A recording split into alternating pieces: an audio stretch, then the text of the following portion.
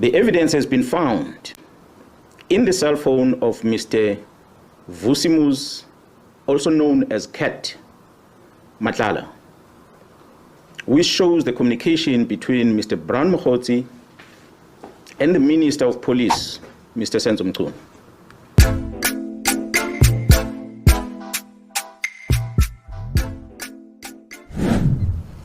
A presentation was made to this portfolio committee by the Provincial Commission of KwaZulu-Natal, which included the allegations of an associate of the Minister of Police, Mr. Mkhwanazi. The minister denied on record. Go and Google a visual presentation to the portfolio committee on the 5th of March this year, towards the end of that briefing, where the Minister of Police responded and he said he does not know this Mr. Mkhwanazi. He said that in Parliament. However, the minister confirmed that he knows this Mr. Mkhwanazi during a telephone conversation that he had, which was posted on X under the handler at Load Care. This was on the 30th of March, where he confirmed that this was his comrade from Northwest. The conversation between the minister and that lady is available.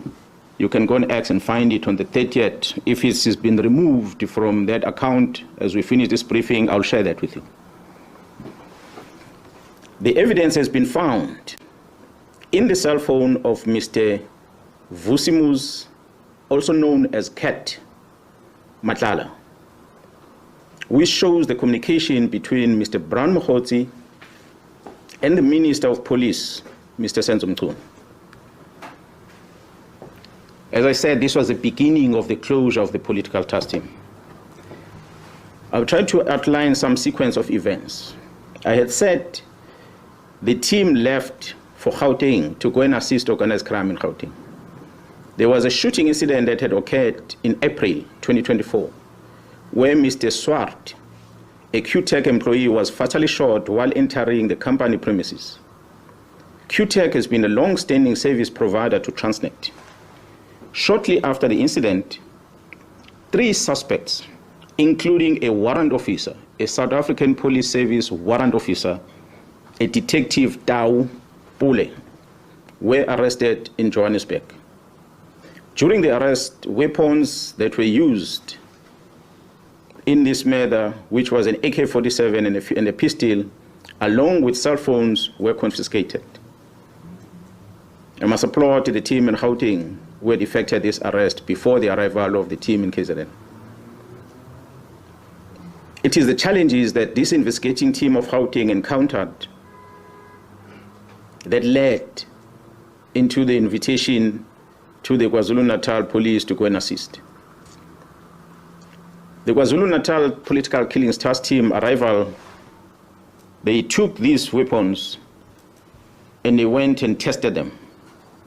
So they conducted a ballistic test in order to check whether these farms were linked with that murder and many other murders perhaps that will have occurred in the country.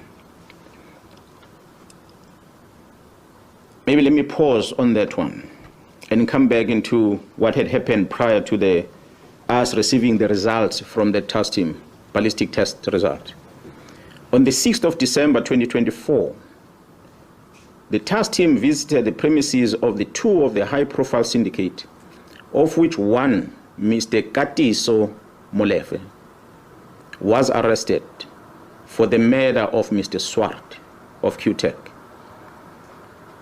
During that arrest, an unusual activities were observed whilst the team were busy with the operation. These activities included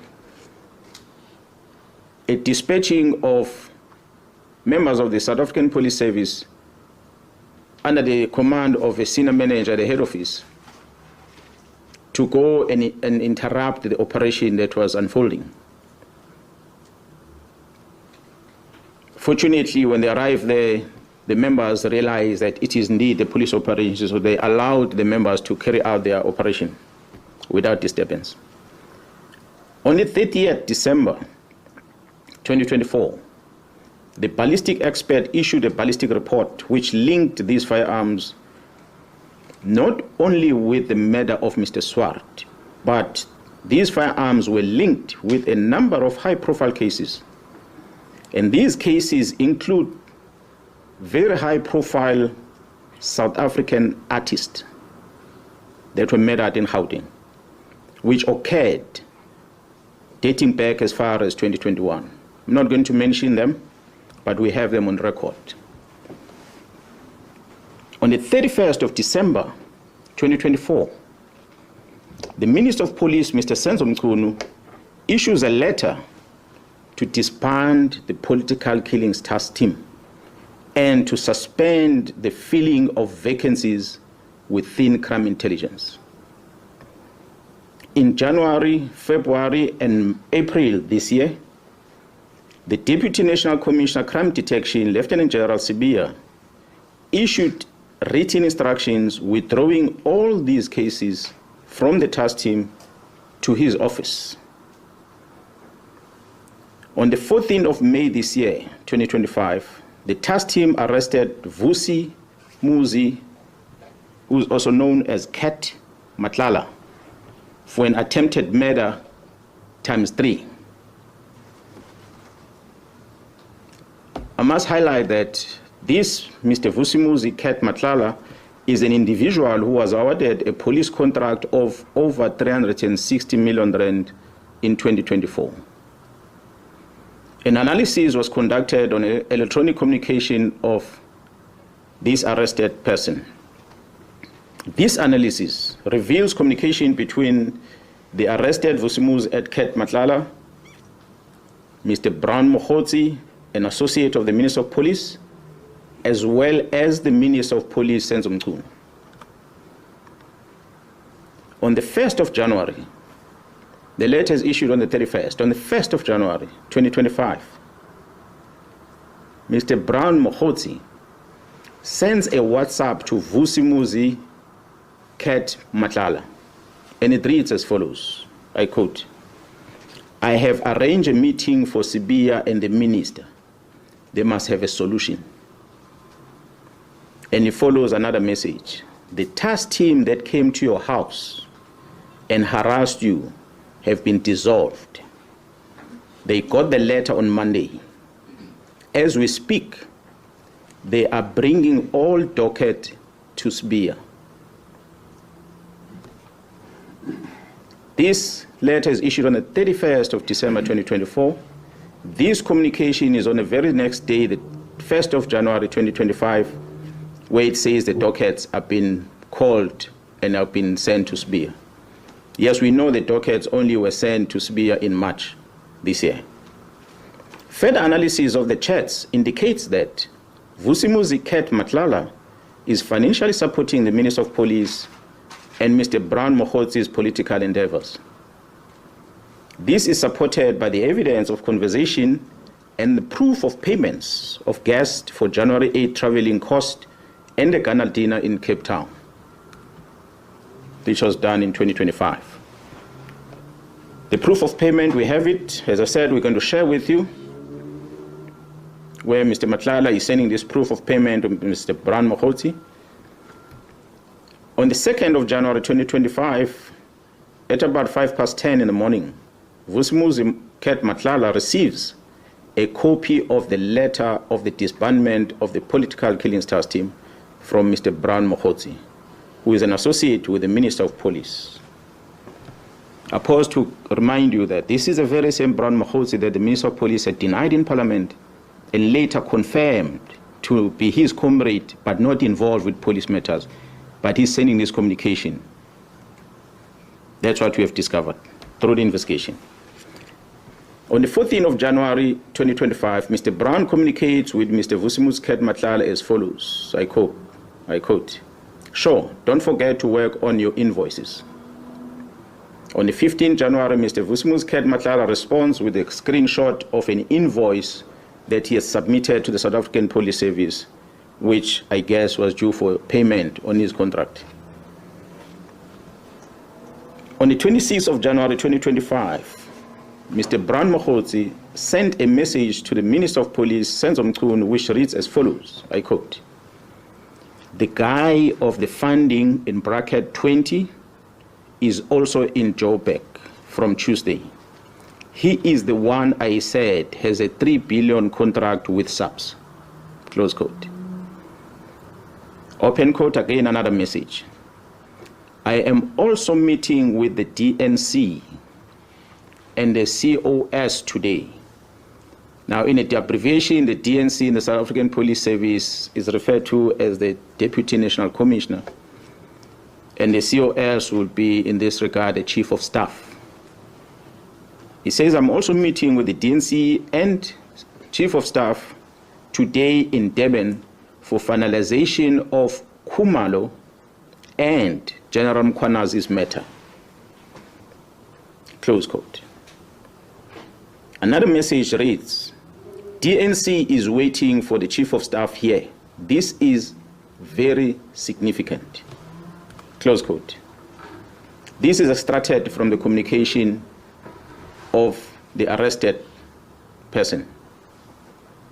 So we ask ourselves a question: is there a theory of conspiracy targeting senior officers involving the Minister of Police in this country?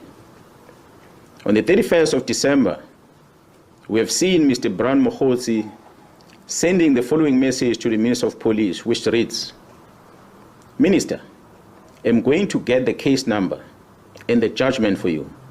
Now we got something proven by the court. This is a matter now which either Sibia or the minister can charge Khumalo and apply Rule 9 of the disciplinary regulations of the South African Police Service. It took the Constitutional Court to release a man who was sentenced to life imprisonment through a forced Section 204 confession. Imagine, Comrade Senzo, after 30 years of democracy, having this kind of policing. The good thing now is that these are not allegations, but a court judgment." This is extracted from a conversation that Mr. Mkhwanazi is sending to the Minister of Police.